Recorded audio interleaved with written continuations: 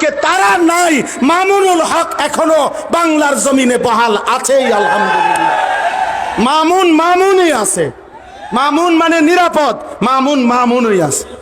উলামায়ে কেরামের রক্ত বিষের মতো, বিষ যেমন মানুষকে শেষ করে দেয়, উলামায়ে কেরামের রক্ত নিয়ে কেউ ছিনিমিনি খেললে, উলামায়ে কেরামের ইজ্জত নিয়ে কেউ ছিনিমিনি খেললে, খোদার কসম, রব্বে কাবার কসম, আল্লাহ তাআলা ওই ব্যক্তি, ওই গোষ্ঠী, ওই দলকে বেইজ্জতি, লাঞ্ছিত, অপমানিত করেই করে। এজন্য 16 বছর যারা জুলুম করেছে, ওলামাদেরকে বেইজ্জতি করেছে, আজকে তারা নাই, মামুনুল হক এখনো বাংলার জমিনে বহাল আছেই আলহামদুলিল্লাহ। মামুনই আছে। মামুন মানে নিরাপদ, মামুনই আছে। ফ্যাসিস্ট নাই, জালেম নাই, অহংকারীরা নাই। এটাই রবের ফয়সালা, এটাই আল্লাহর ফয়সালা। ব্রাহ্মণবাড়িয়ার ওই বেয়াদব, ব্রাহ্মণবাড়িয়ার উলামায়ে কেরামকে বারবার বিদ্রুপ করেছিল। তুমি ওবায়দুল মুক্তাদির আজকে ব্রাহ্মণবাড়িয়ার জমিনে নাই, কিন্তু ব্রাহ্মণবাড়িয়ার কওমি মাদ্রাসাও আছে, আল্লামা সাজিদুর রহমানও আছে, আল্লামা মুফতি মুবারকুল্লাহ আছে, থাকবে ইনশাআল্লাহ।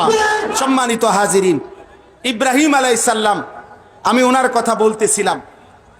ইব্রাহিম আলাইহিস সালাম মহান আল্লাহ পাকের নবী, আল্লাহ তাআলা তাকে অগণিত মর্যাদা দিয়েছেন। তাফসীরের মধ্যে আছে, হযরত আব্দুল্লাহ ইবনে আব্বাস রাদিয়াল্লাহু তাআলা আনহুমা বলছেন, আল্লাহ তাআলা ইব্রাহিম আলাইহিস সালামের মোট 30টা পরীক্ষা নিয়েছেন। কোন মুফাসসিরিনে কেরাম বলছেন আল্লাহ তাআলা ইব্রাহিম আলাইহিস সালামের 70টা পরীক্ষা নিয়েছেন।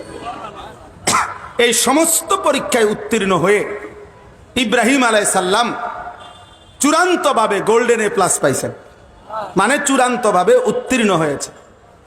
এখন সংক্ষেপে একটা কথা হলো, পরীক্ষাগুলো ছিল কি বিষয়ে?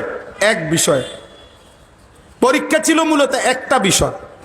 পরীক্ষার আইটেম ভিন্ন ভিন্ন, কিন্তু বিষয় একটাই। একটা বিষয় কি?